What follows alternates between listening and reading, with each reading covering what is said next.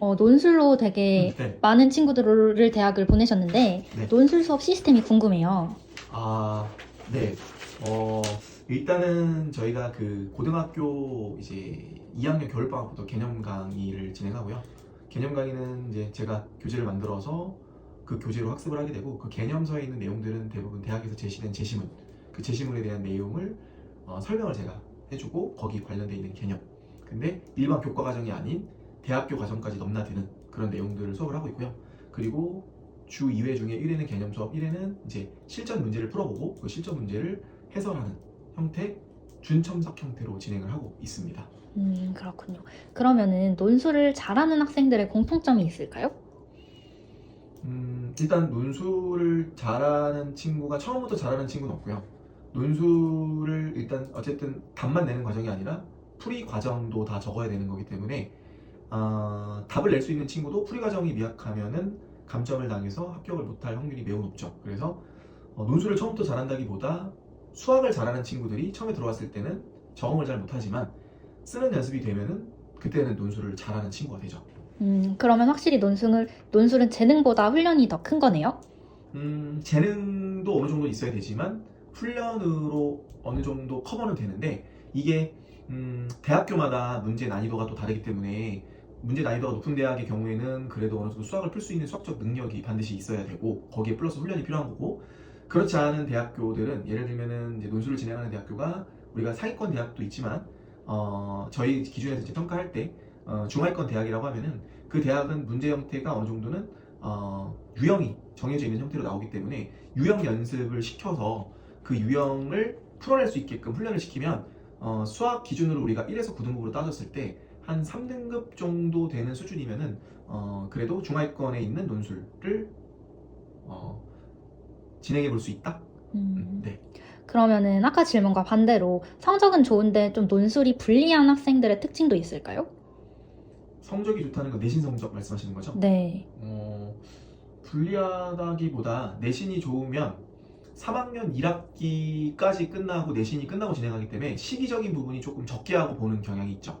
그러니까 논술을 아예 내가 내신을 준비를 2학년 때까지 하고 만약에 안 하게 되면 2학년 겨울방학부터 논술을 진행할 수 있는데, 보통 내신을 챙기는 친구들은 전 과목 내신을 챙기는 친구들이 많기 때문에 전교권에 있는 등수 친구들은 논술을 준비하는 시간이 여름방학 때부터 하기 때문에 비교적 많지는 않죠. 한 3개월 정도밖에 안 되고, 하지만 이 친구들은 기본적으로 공부하는 습관과 적는 연습이 어느 정도 돼 있기 때문에 늦게 시작해도 또 학생마다 달라요. 또 잘하는 친구도 있어서 그거는 또 상황마다 학생마다 조금씩 다를 것 같긴 해요.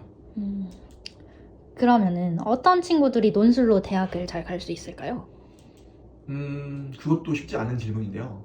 제가 봤을 때는 어떤 친구들이 정해져 있다기보다 본인의 상황에 맞게 내가 논술로 대학 가는 게 더 유리하다고, 지금 현재 내가 내신에 교과나 종합으로 가는 것보다 논술로 가는 게 더 유리하다고 하는 친구들이 좀 미리 시작해서 남들보다 좀 더 빠르게 준비하고, 그리고 전 과목을 준비하는 게 아니라 내가 최저 공부를 함으로써 정시 준비해서 전 과목을 하는 것이 아니라 논술에 필요한 과목 위주로 먼저 준비를 하고 남은 시간에 다른 또 타 과목을 준비하는 것보다는 논술에 좀 투자하는 게 논술로 갈 수 있는 방법이라고 봐요. 그러면 조금만 더 구체적으로 논술이 특히 유리한 학생들은 어떤 학생들일까요?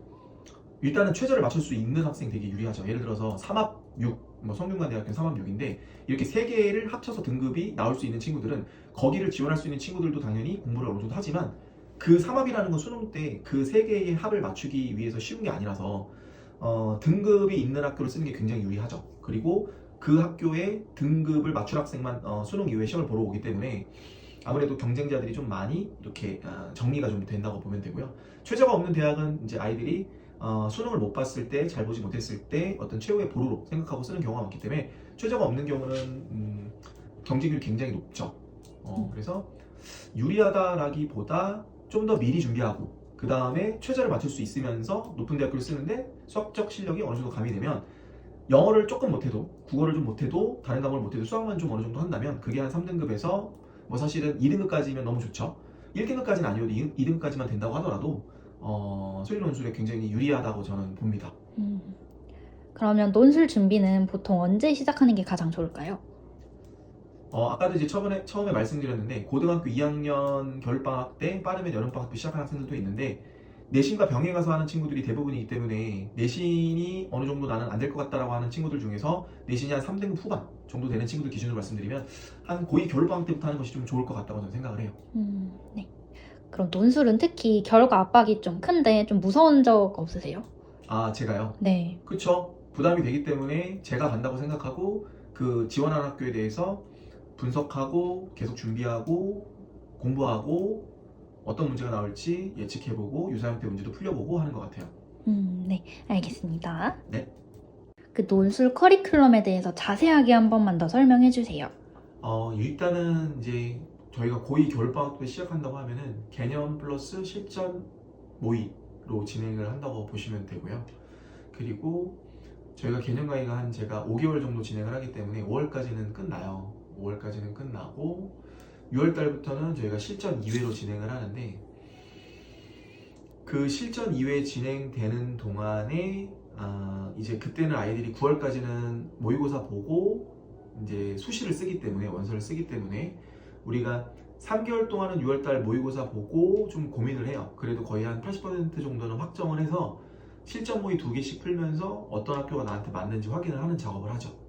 그리고 9월달이 되면은 수시를 이제 쓰고 최종적으로 쓰기 때문에 그때부터는 학교별 강의를 해요. 쓴 학교에 대해서만 논술 강의를 듣는 거라서 그때는 학생이 소수여도 그 학생 소수를 위한 수업을 개설을 하고요.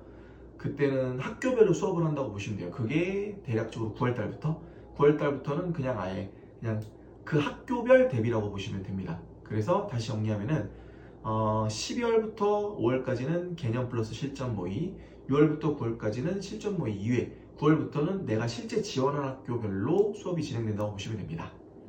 지금 뭐 하고 계신 거예요? 지금 이제 아이들이 작성한 논술의 답안에 대한 어떤 첨삭을 진행하고 있는데요. 첨삭은 지금 하는 시즌 아니어서 모의를 지금 준첨삭으로 채점하고 어떤 부분이 빠지고 어떤 부분이 들어가야 되는지 정도만 체크해주고 있습니다. 그러면 첨삭이랑 준첨삭에 대해서 한 번만 설명해 주실 수 있나요? 네, 첨삭 같은 경우에는 일단 준첨삭부터 할게요. 준첨삭은 뭐냐면은 말 그대로 첨삭의 약간 세미 버전인데요. 아이들이 이제 처음에 시작할 때 하는 보통 첨삭인데 아이들이 이제 처음에는 문제를 제대로 풀 수 있는 능력이 안 되기 때문에 대부분 다 100치로 낼 때가 많아요. 그럴 때는 제가 첨삭을 할 수 없기 때문에 수업을 먼저 앞에서 해주고 그리고 나서 그 부분을 제가 강의를 찍어 놓죠. 그리고 나서 아이들이 제가 풀어준 풀이와 대학교에서 제시된 답안지를 제가 수업 이후에 제공을 하고요. 거기에 보면은 채점 기준표에 몇 점, 몇 점, 몇 점, 뭐 쓰면 감점, 뭐 쓰면 득점 이렇게 써 있어요. 그래서 그 기준과 함께 제가 적어준 풀이를 이용해서 아이들이 복습 노트를 해요. 그리고 그 복습 노트를 저한테 보내면 제가 그걸 보고 잘했다, 여기 추가할 거 있다, 뺄 거 있다 해주는 게 준첨삭이에요. 그리고 첨삭 같은 경우에는 이제 아이들이 이렇게 좀 쓸 수 있는 상황이 되면 여기에다가 여기까지는 괜찮고 여기까지는 득점이고 여기서부터는 점수를 받을 수 있으니까 전체 여기서 학교에서 주는 점수가 25점, 50점인데 25점 중에 50점 받겠다라고 하면서 점수를 써주고 어떤 부분은 빼고 어떤 부분은 집어넣어라 이렇게 해주는 작업이 첨삭 작업이에요. 그래서 첨삭 작업은 준첨삭보다 시간이 배로 걸리기 때문에 수업 시간도 좀 더 필요하고 아이들마다 한 명 한 명 다 개별적으로 다 티칭을 해줘야 되기 때문에 시간이 뭐 아이당 하나당 15에서 20분씩 들어간다고 보면 될 것 같아요. 그럼 첨삭과 논술에 대한 자료는 다 직접 만드시는 걸까요? 일단은 대학교에서 제공하는 답안이 있어요. 근데 제 수업은 제가 항상 제 스타일로 제 패턴대로 풀기 때문에 대학교에서 제공하는 답안과는 조금 다소 다를 수가 있는데요. 하지만 답안이랑 그 다음에 첨삭하는 내용은 제가 그 대학교에서 제시하는 그 답안에 있는 근거로 채점을 해요. 그렇기 때문에 학교별로도 기준도 또 달라요. 그래서 학교별 기준에 맞춰서 채점을 진행하고 있다고 보시면 돼서 제가 따로 만들어서 뭔가를 하는 건 아니고 대학교에서 제공된 답지와 실제로 진행되고 있는 걸 기준으로 바탕으로 그 학교 스타일에 맞춰서 제가 녹여서 해주는 편이에요. 지금은 본격적인 첨삭 시즌은 아니지만 뭐 하루에 보통 첨삭을 몇 개 정도 보실까요? 아이들마다 하니까 아이들마다 한다고 보시면 될 것 같고 하루에 몇 개라고 정해져 있지는 않은데 제가 이제 수업을 일주일에 2개를 푼다고 하더라도 예전에 지나간 강의 22년도, 3년도, 4년도, 5년도 강의는 이미 찍어놓은 강의들이 있어서 보통 그거는 제가 수업을 하면 수업이 오래 걸리기 때문에 과제로 아이들을 내주고 그 부분을 풀어오게 한 다음에 첨삭을 하고 그 이후에 강의를 또 보게 하는 형태가 돼서 정말 작년에 우리 건대 간 친구, 우리 성신여대 간 친구는 정말 많이 풀었던 거 기준으로 보면은 한 150개에서 200개 사이는 푼 것 같아요. 그럼 그 친구들도 처음부터 엄청 잘 풀지는 않았을 것 같은데 그러면 그렇죠. 학생들의 답안지를 보면 가장 먼저 어떤 게 보이실까요? 아, 보이는 거요. 일단은 칸을 구획을 해서 잘 썼고 기승전이 있고, 그러니까 예를 들어서 어떤 근거를 제시하고 답안이 나왔다라는 게 눈에 들어오게 쓰는 학생은 대부분 다 득점을 하고요. 그리고 아예 근거도 제시 못하고 답을 못 쓰는 학생들은 백지인 경우가 많아서 보면은 보인다라기보다 잘 쓰는데도 또 답이 아닐 때도 있고, 그때는 과정이 괜찮을 때가 많고요. 그건 뭐라고 정의하기가 조금 쉽지 않은데요. 그러면 이건 개인적인 궁금증인데 네네. 혹시 글씨체도 많이 좌우를 하나요? 일단 글씨체가 막 직접적인 영향을 있진 않지만 읽을 때 받아들이는 사람이, 채점하는 사람이 글씨를 못 알아보게 되면은 감점을 당하거나 틀렸다고 할 수도 있겠죠. 그러니까 그런 부분 위주로 좀 봐주고, 예를 들어 숫자가 8이 너무 이렇게 써서 6처럼 보인다거나 7을 1처럼 쓴다거나 이런 정말 말도 안 되는 실수를 해서 알고 있는데 감점당하는 경우가 안 생기도록 그런 부분을 좀 집중적으로 좀 봐주고요. 그리고 글씨도 보면은 좀 이렇게 똑바로 일자로 이렇게 칸을 구획해서 쓰는 형태는 눈에 잘 들어오지만 그림까지 있고요, 이렇게. 근데 이거를 막 뒤죽박죽으로 쓰는 거는 지금 제가 안 갖고 있는데, 뒤죽박죽으로 막 쓰게 되면은 보는 사람도 잘 못 봐요. 그래서 지금 보면 1번, 2번, 3번 하면 순서대로 이렇게 따라가면서 보게 되죠. 그러면 이쪽 채점, 이쪽 채점, 이쪽 채점 이런 식으로 들어가기 때문에 이런 식으로 쓰게끔 평소에 지도하고 복습 노트 쓸 때도 준첨삭할 때 이미 첨삭 들어가기 전에 이렇게 쓰라고 연습시키는 편이에요. 그러면 마지막으로 학생들이 첨삭을 받고 뭐가 가장 많이 바뀐다고 생각하세요? 일단 이렇게 적는 능력이 좀 향상이 되기 때문에 머릿속에 차근차근 1단계, 2단계, 3단계를 정리하게 되면 순서대로 해야만 답이 나오기 때문에 수학은 그 단계별 훈련이 잘 되는 것 같아요. 그래서 아이들이 이 첨삭을 받고 아이들이 계속 하게 되면은 불필요한 내용을 안 적게 되고 필요한 내용만 적게 되니까 일단 시간이 단축이 될 것 같고, 그 다음에 감점되는 포인트들이 좀 더 줄어들 거니까 당연히 대학 갈 땐 더 유리하겠죠. 그리고 이렇게 쓰다 보면 사고력도 증진이 됩니다. 왜냐하면 1단계, 2단계, 3단계로 점점 이렇게 되니까 저렇게 되고, 또 저렇게 되면 또 그 다음 단계가 되고, 이렇게 점진적으로 발전되면서 답을 도출해내기 때문에 아이들한테는 좋은 영향이 있고 점수도 당연히 올라가겠죠. 네, 알겠습니다. 네. 잘 적었는데, 잘 적었네, 그치? 이렇게 잘 적고 판별식까지 써서 이 그림 제대로 그렸네. 네. 알고 있었어? 네. 그럼 PQ 이렇게 구했는데 여기서 못했구나. 최소값을 묻혀야구나. 네. 이거 되게 이렇게 어색하게 아깝다, 이거 거의 다 했는데 네. 이거 뭐 아쉽다, 이거는 좀, 그지? 우리가 이제 10점 만점이라고 하면 8점 정도 되겠는데. 아까 복습 노트 얘기가 많던데 복습 네. 노트 한 번만 볼 수 있을까요? 네. 여기 이렇게 뭐 중요한 내용들은 파란색과 빨간색을 이용해서 하고, 네, 오답 노트 이런 식으로 되고요. 제가 이제 확인하고는 이제 다 도장을 다 찍어주고요. 이렇게 아이들이 저한테 수업 듣고 이제 그 채점 기준표까지 같이 더해서 저한테 이제 이렇게 정리해서 보내주고 있고요. 복습 노트는 그럼 몇 시간 쓰는 걸까요? 네, 수업하면은 그 다음 논술 시간 전까지 무조건 과제를 내주고 있어요.